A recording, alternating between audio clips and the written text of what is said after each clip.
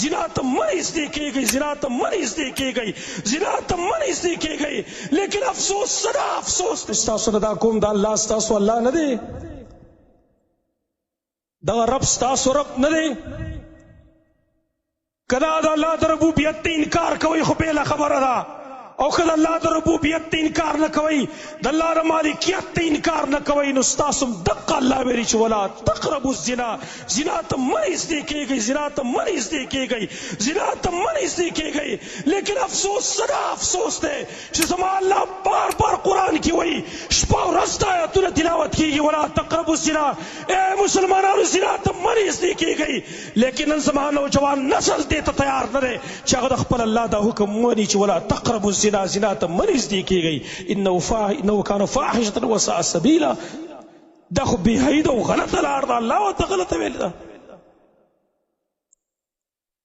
لہذا درخواست مې دغه دی بیا مخیري ټول ځوانان ټول نوجوانان نن عزم دا وکئ، پردی خور ته پردی لور ته به ټلیفون نه کوم، پردی خور او پردی لور ته به زه غلط میسج نه کوم، سری به د میسج ورته به نه کوم.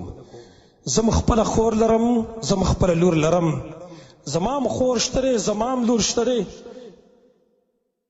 د بل چا لور دغې ته غلط میسج کول، ایسه رابطه ساتل، ایسه تعلقات ساتل، دا داسې وګڼه لکه زما د خور سره چې چا رابطه ساتلي وې، زما د لور سره چا رابطه ساتلي وې.